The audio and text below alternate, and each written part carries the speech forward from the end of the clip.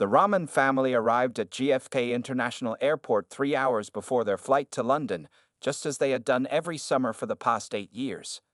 It was their annual tradition, visiting their elderly grandmother and cousins in England during the school break.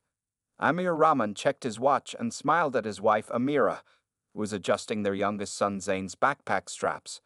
Their two older children, Sarah, 14, and Adam, 12, walked ahead, pulling their colorful suitcases and chatting about the British chocolates they planned to bring back. Everything changed when they reached the security checkpoint. The TSA agent at the document check station looked at their passports, then at them, then back at the passports. His friendly smile disappeared. "Step aside, please," he said, making it sound more like an order than a request. Random security screening. Sarah and Adam exchanged worried looks. They had been randomly selected 3 times in their last 4 trips. Amir kept his face neutral, though his jaw tightened slightly. He had advised too many clients about their rights during security screenings to show any reaction that could be misinterpreted. "Of course," he said calmly, guiding his family to the separate screening area. Little Zain clutched his mother's hand tighter, sensing the tension. What happened next would change their lives forever. A female TSA agent approached Amira. "You'll need to remove your hijab," she announced loudly, making several nearby passengers turn to stare. "I know the procedures," Amira replied quietly. "I'm happy to have it checked in a private room with a female agent." The agent's response was immediate and harsh. "New protocols. Remove it here, or you don't fly." Amir stepped forward. "That's not correct. TSA regulations clearly state." "Sir." "Step back," a male agent interrupted, placing himself between Amir and his wife. "Do not interfere with security procedures." Sarah watched in horror as 2 more agents surrounded her father. She slowly reached for her phone in her pocket, remembering the civil rights workshop at school where they learned about documenting incidents. With trembling fingers, she pressed record. "The children need to be screened separately," another agent announced. "They're minors," Amir objected. "They have the right to have a parent present." "Not during elevated security protocols." 7-year-old Zain began to cry as an agent took his dinosaur backpack. "But Mr. Rex is scared of being alone," he sobbed, reaching for his favorite toy that was visible through the clear backpack pocket. Adam, trying to be brave, whispered to his little brother, "It's okay, Zain. Mr. Rex is super brave, remember." The next 2 hours felt like an eternity. The Rahmans watched helplessly as agents roughly searched their carefully packed bags, pulling out clothes and personal items for all to see. They swabbed Amira's hijab repeatedly for explosive residue, refusing her multiple requests for privacy. Sarah and Adam were questioned separately about their parents' friends, mosque attendants, and travel history. Zain's tears had turned to hiccups, his dinosaur backpack still held out of reach. Other passengers walked past, some averting their eyes in discomfort, others staring openly or taking photos. A few kind souls shook their heads in disapproval at the treatment, but no one intervened. Sarah kept her phone recording as much as she could, her hand shaking but determined. Finally, after the most humiliating 2 hours of their lives, a supervisor appeared. "Everything checks out," he announced without apology. "You're cleared to proceed to your gate." Amir looked at his watch and his heart sank. "Our flight departed 40 minutes ago." The supervisor shrugged. "You should arrive earlier to allow time for security screening." He walked away, leaving the family to collect their scattered belongings from 3 different search tables. As they gathered their things, Amira noticed an elderly white couple being waved through the random screening line with barely a glance at their documents. Her hands shook as she carefully rewrapped her hijab, but her eyes held a new determination. "Are we going to miss visiting Grandma?" Zain asked in a small voice, hugging his dinosaur.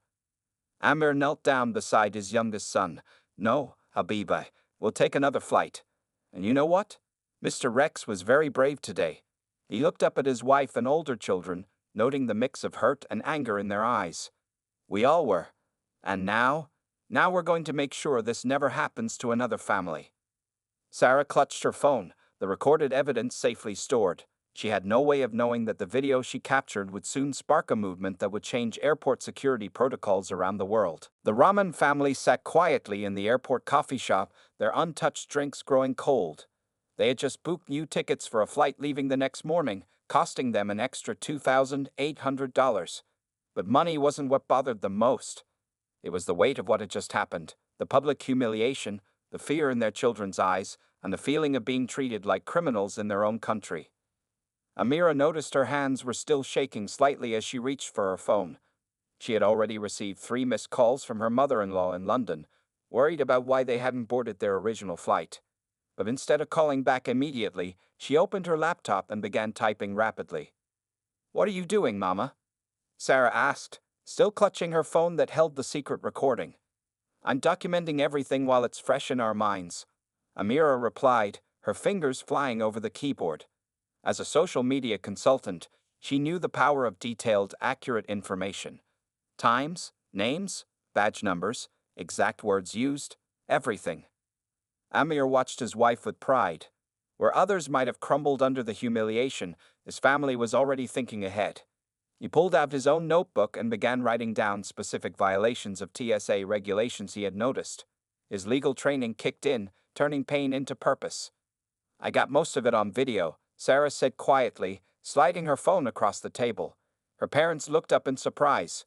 "We learned about recording public officials in my civil rights club at school. I tried to keep it hidden so they wouldn't take my phone." Amir carefully picked up the phone, his lawyer's mind already cataloging the potential impact of such evidence.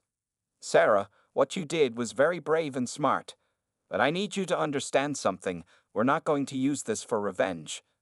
"But Dad," Adam protested, speaking up for the first time since the incident. "They hurt us. They made Zane cry. They treated Mom like she was." He couldn't finish the sentence, his teenage voice cracking with emotion. Zane, who had been unusually quiet, hugged his dinosaur closer. "Mr. Rex says they were mean," he whispered. Amira reached across the table and squeezed her middle son's hand. "Yes, they hurt us, Adam, but getting revenge wouldn't solve the real problem. Other families are going through this every day." "Your mother's right," Amir said, his voice taking on the tone he used when presenting an important case. "If we just filed a complaint or sued them for money, they might be more careful with us next time. But what about all the other families? What about people who don't know their rights or don't have the resources to fight back?" Sarah's eyes widened as she understood. "We could help change things for everyone," she said slowly. "Like Martin Luther King Jr. and Rosa Parks, they didn't just fight for themselves." "Exactly." Amira smiled, proud of her daughter's insight. She turned her laptop screen to show them what she'd been working on. It wasn't just a description of their ordeal. It was the beginning of a website.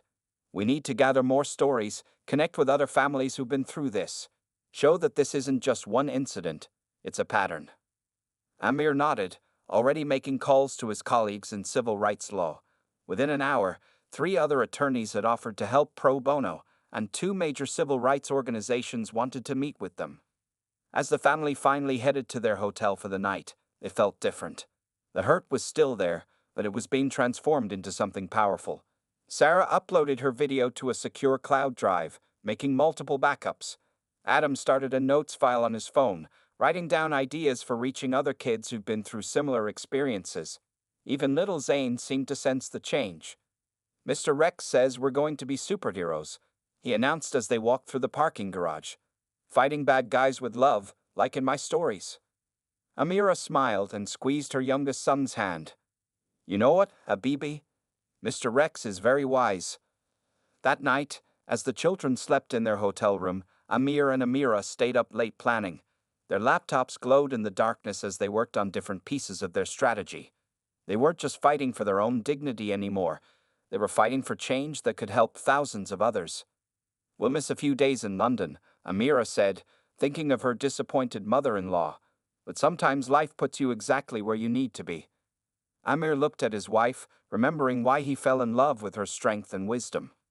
"Tomorrow," he said, "we start building something bigger than ourselves."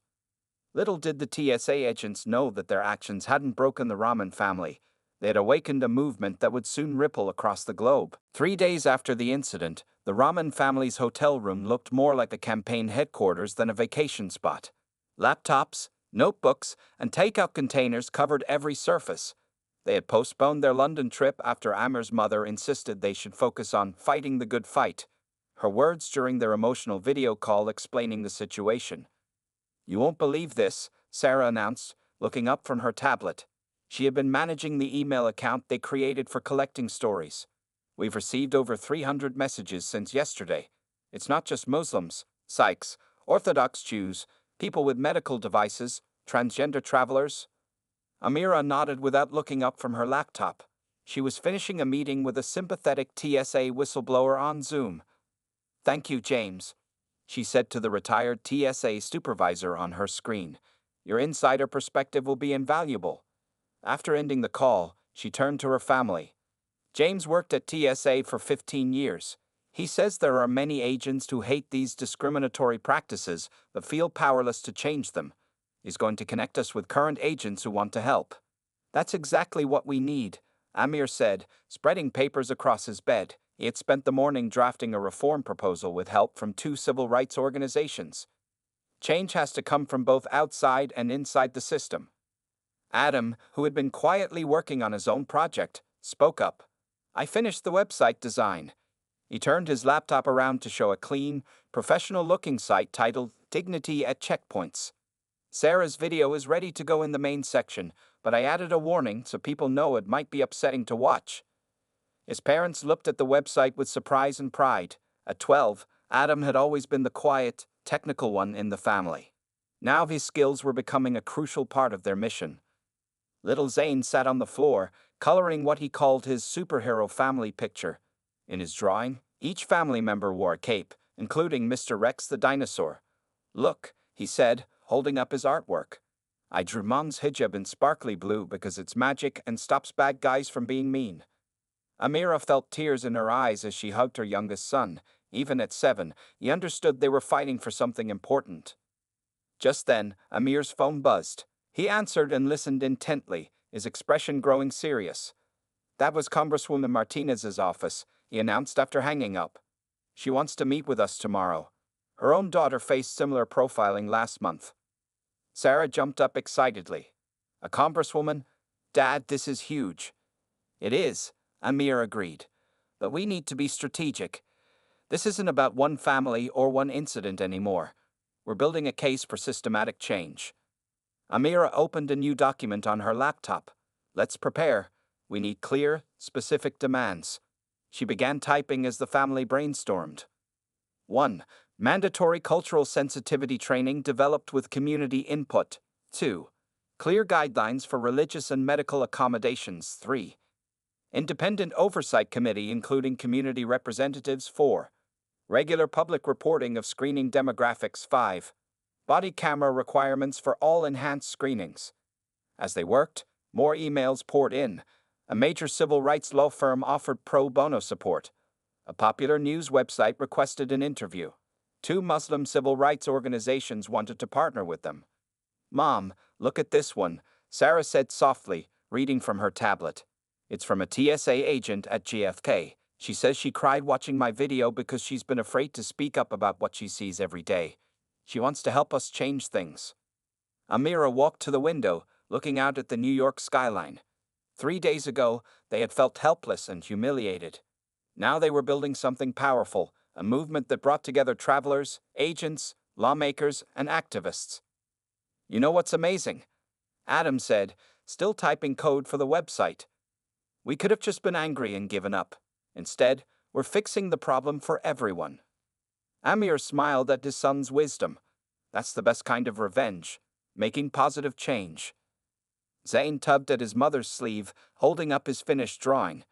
Now he had added more people around his superhero family, all holding hands. "I drew everyone helping," he explained, "because Mr. Rex says superheroes need friends to fight big bad guys." Looking at her family working together, Amira felt a surge of hope. Their humiliation was transforming into a force for good, gathering momentum with each passing day. The TSA's attempt to shame them had backfired. Instead of breaking their spirit, it had sparked a revolution in airport security culture. 1 week after the incident, Sarah's video exploded across social media. She had been nervous about sharing it, but the family agreed it was time. The 12-minute clip showed the harsh reality of their experience. The commanding voices, the separated children, the public humiliation of their mother. and their father's calm attempts to assert their rights. 2 million views in 3 hours, Adam reported, refreshing the website's analytics. Their Dignity at Checkpoints platform was crashing from too much traffic. And look at the comments. People are sharing their own stories from airports all over the world. The Raman's hotel suite had become even busier. Civil rights lawyers worked on laptops in one corner, while social media volunteers managed the flood of messages in another. Amira had barely slept, coordinating with community organizations and talking to reporters. CNN wants to interview us tonight, she told Amir, who was reviewing testimonies from other affected families, and BBC tomorrow morning. But they don't just want to talk about what happened to us, they want to discuss the reforms we're proposing. Amir nodded, grateful that the media was focusing on solutions rather than just outrage. The TSA agents who contacted us privately, their stories are heartbreaking too. Many of them join hoping to protect people, not humiliate them. Just then, Sarah burst into the room, her phone in hand. You need to see this. She pulled up a video from a major airport in Dubai. It showed security officers demonstrating a new screening protocol, one that maintains security while respecting religious and cultural dignity. They're calling it the Raman Standard. They're implementing it next week. The family gathered around Sarah's phone, watching in amazement.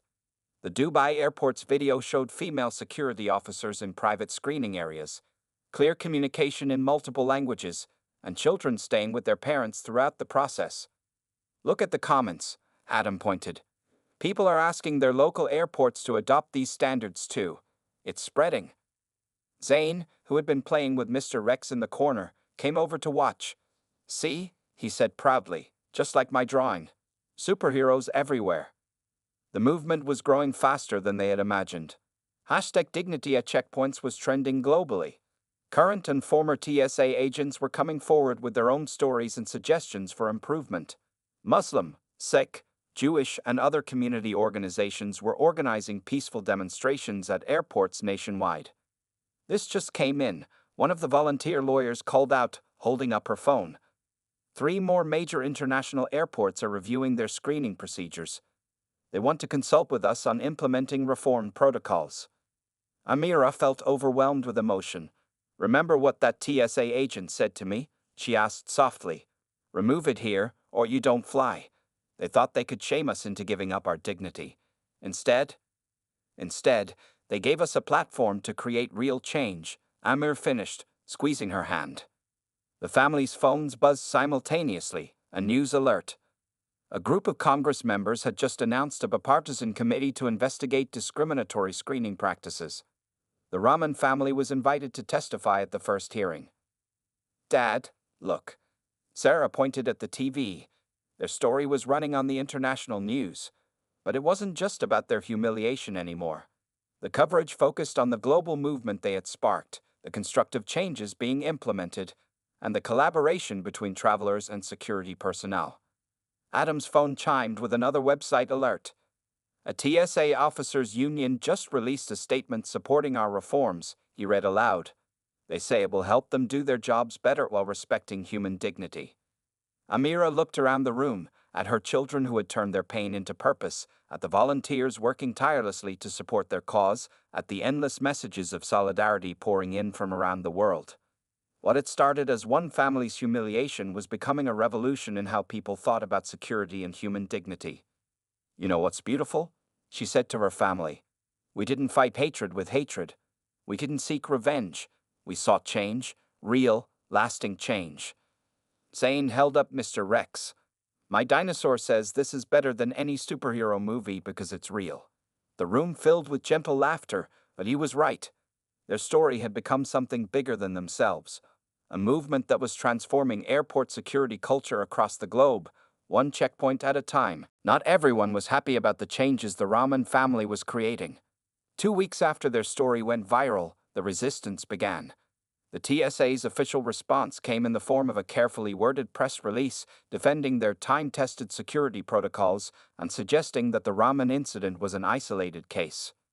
Look at this, Sarah said during breakfast, reading from her tablet. They're saying the video doesn't show the whole story. They're trying to make us look bad. Amir put down his coffee cup. It's what we expected. Change never comes easy, especially when it challenges the way things have always been done. Just then, Adam burst into the hotel room, his face pale. He had gone downstairs to check their mail at the front desk. "Mom, Dad, you need to see these." He dropped a stack of letters on the table. Some were hate mail, calling them troublemakers and worse. Others were from security experts, claiming their reforms would make airports unsafe. Amira picked up one of the letters, her hand steady despite the harsh words on the page. "They're scared," she said simply. "When people are scared of change, they lash out." The family's phones buzzed with a news alert. A prominent conservative TV host was attacking their campaign, claiming it would compromise national security and waste taxpayer money on unnecessary sensitivity training. Little Zane, who was coloring nearby, looked up with worried eyes. "Are the bad guys winning?" Before anyone could answer, another email arrived. It was from James, their TSA whistleblower contact. "Emergency meeting needed," the subject line read.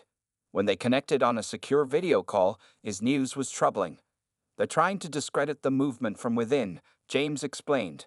"Management is pressuring agents not to speak up. They're claiming these reforms will make their jobs impossible." But then something The day of the congressional hearing arrived with a mix of sunshine and nervous energy. The Rahman family stood on the steps of the Capitol building, adjusting their formal clothes and gathering their courage. Zane clutched Mr. Rex tightly. The committee had specially approved letting him bring his dinosaur after learning how important it was to his testimony. "Remember," Amir said quietly to his family, "we're not just telling our story today. We're speaking for thousands of families who faced what we faced."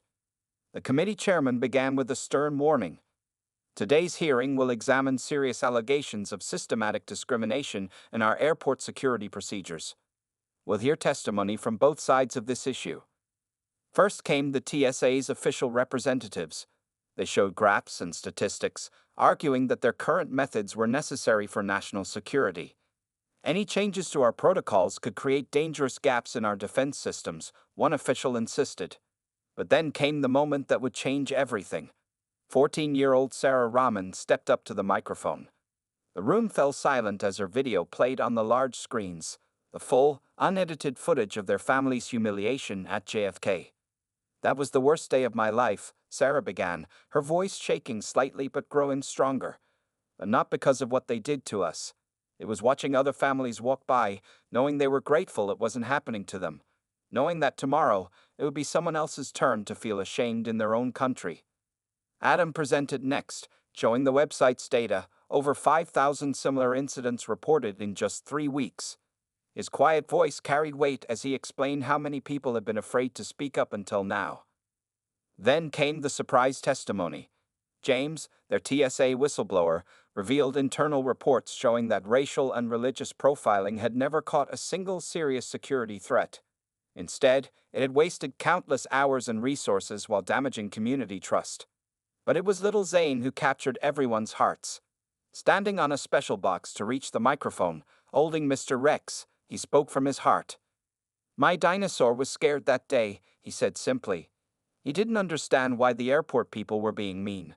Now he knows they were scared too, but being scared doesn't make it okay to be mean. Several committee members wiped their eyes. Even some of the TSA officials looked moved. Amir presented their reform screening proposal next. "The Rahman protocol isn't about weakening security," he explained. "It's about making it stronger through respect and trust." He showed video clips from airports already implementing similar reforms, demonstrating faster screening times and higher passenger cooperation rates. Amira spoke last, her voice steady and clear. "We could have asked for money. We could have demanded punishments. Instead, we're asking for change, real change that makes everyone safer, travelers and officers alike." The breakthrough came during questioning. A conservative senator who had initially opposed their reforms spoke up. "My daughter wears a hijab," he revealed suddenly.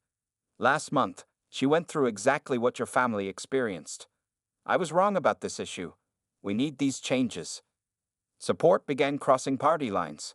Committee members who had arrived skeptical were now nodding in agreement. The TSA's arguments about cost and complexity fell apart when faced with real stories and clear solutions. As the hearing concluded, the chairman made an unprecedented announcement. This committee will fast-track the Raman Protocol for immediate pilot implementation at 5 major airports. Furthermore, we're establishing an oversight committee to ensure these reforms are properly implemented. Outside the hearing room, reporters swarmed the family, but Zane's voice cut through the chaos. Mr. Rex says we did it. We helped make the scared people brave. Amira hugged her children close, watching Amir shake hands with committee members and even some of the TSA officials who had opposed them. Their family's worst day had led to this moment, not just victory for themselves, but the beginning of real change for everyone. You know what the best part is? Sarah said as they walked down the Capitol steps. We didn't just win, we showed everyone how to fight for change the right way. Adam nodded, already updating their website with news of the hearing, with dignity instead of hate. The sun was setting over Washington, D.C., painting the sky in beautiful colors. The Rahman family had arrived as victims seeking justice. They were leaving as architects of change, their dignity not just restored but transformed into a force that would help countless others. 3 months after the congressional hearing, the Rahman family stood in a training room at JFK International Airport. The same airport where their ordeal had begun was now the first location to implement the Rahman Protocol.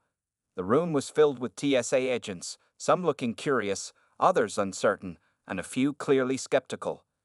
This isn't about pointing fingers, Amir began, addressing the officers. It's about making your jobs easier while protecting everyone's dignity. He noticed the agent who had confronted their family sitting in the back row, her face unreadable. Amira stepped forward, her blue hijab now a symbol recognized by airport staff nationwide. We're here to work with you, not against you. Your experience and insights will help make these new procedures even better. The training session was unlike anything the TSA had done before. Instead of just reviewing rules, the family shared their story. But this time, they included a perspective the agents hadn't expected, their own struggles with a broken system. You entered this job wanting to protect people, Sarah told them, her voice stronger now than during the hearing. We want to help you do that more effectively. She played clips from interviews with other TSA agents who had already started using the new protocols at pilot locations. Adam, who had been quiet as usual, surprised everyone by leading the technical portion of the training. He showed the officers the new digital system he had helped design, one that randomized screening selections truly randomly, removing human bias from the equation. The computer doesn't see race, religion, or what someone is wearing, he explained. It just sees passengers who need to be screened. And look how much faster the lines move. During the lunch break, something unexpected happened. The agent who had ordered Amira to remove her hijab in public asked to speak with her privately.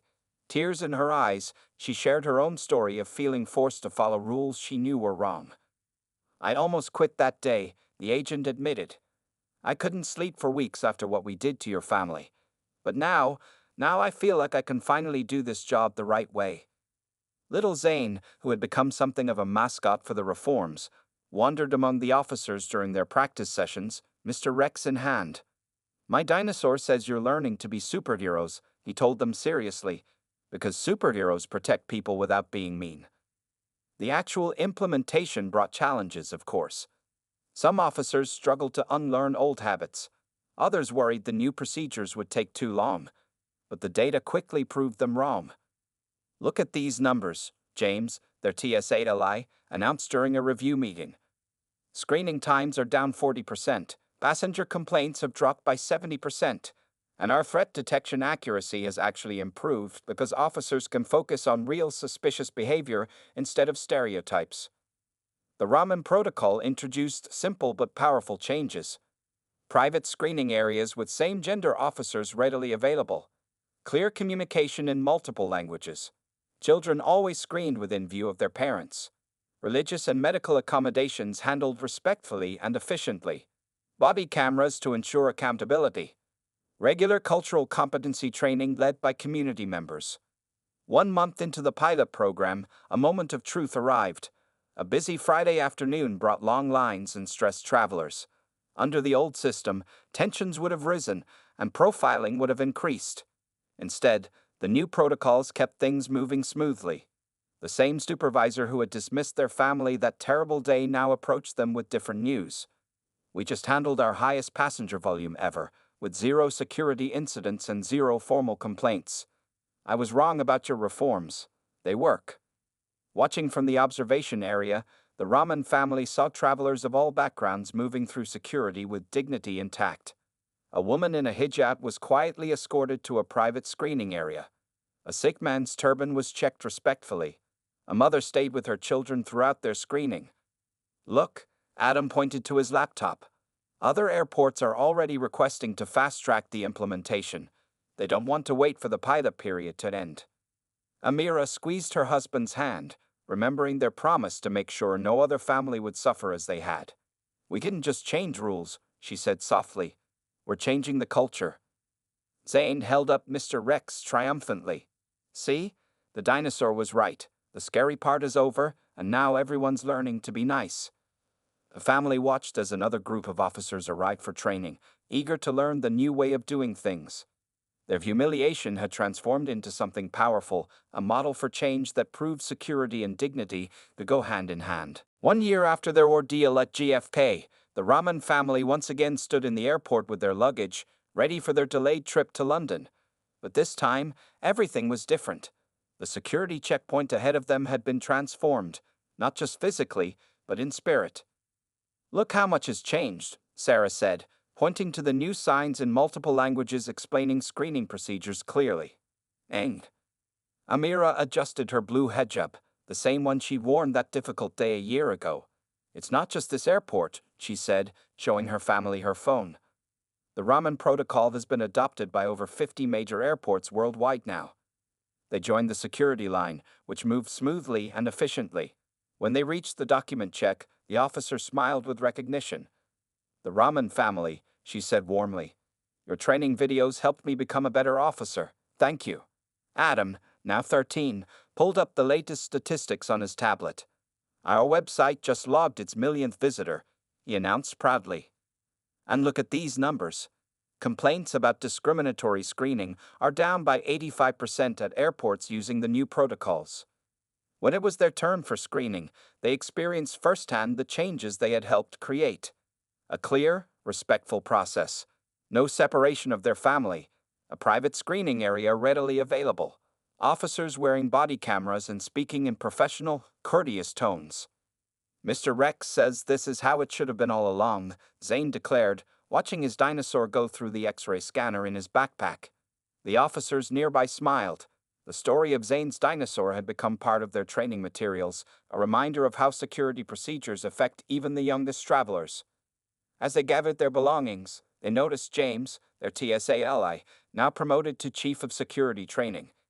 He was teaching a group of new officers, and the family caught snippets of his lesson. Remember, true security comes from building trust, not fear. The family had time before their flight, so they stopped at the same coffee shop where they had gathered their strength a year ago. But this time, they weren't planning their next move in a fight. They were celebrating a victory that had grown beyond their wildest dreams. You won't believe who called this morning, Amir said, showing them an email. The United Nations. They want to use the Rahman Protocol as a model for international security standards. They're calling it the new standard in dignified security. Sarah opened her social media feed, showing recent posts from around the world. Airports in Dubai, London, Singapore, and dozens of other cities had adopted their protocols. Photos showed happy travelers, respectful officers, and smooth security operations. Remember what you said, Mom? Adam asked. About how the best revenge is making positive change. Amira nodded, watching a nearby family in traditional Chinese clothing move easily through security. I never imagined how far that change would reach. Their story had become a case study in effective advocacy. Schools taught it as an example of how to fight discrimination with dignity. Security agencies used it to demonstrate the power of community collaboration. Even Hollywood had come calling, wanting to make a movie about their journey. But the best part, Amir said, is that somewhere right now, a family is going through security without feeling afraid or ashamed. And they don't even know our names. Zane, who had been unusually quiet, suddenly spoke up. Mr. Rex wants to know if we won. Did we beat the bad guys? The family looked at each other, remembering how far they had come. The humiliation that could have broken them. The anger they had transformed into action. the movement they had built by choosing dignity over revenge. We did something better than beating them, Sarah explained to her little brother. We helped them change. Their flight to London was called, and the family gathered their belongings. As they walked to their gate, they passed the spot where they had been detained a year ago. Now it held a plaque, dedicated to all who worked to make airport security respectful, efficient, and truly safe for everyone. Amira took one last look around before they boarded. Families of all backgrounds moved through security with ease. Officers worked with professional pride. The fear and tension that had once filled this space were gone, replaced by something better, mutual respect. You know what, Mr. Rex? Zane whispered to his dinosaur as they settled into their seats. Sometimes the best adventures are the ones where everybody learns to be kind. The plane took off into the sunset, carrying the Rahman family finally on their way to London. Behind them, they left not just a changed airport, but a transformed way of thinking about security, dignity, and the power of standing up for what's right.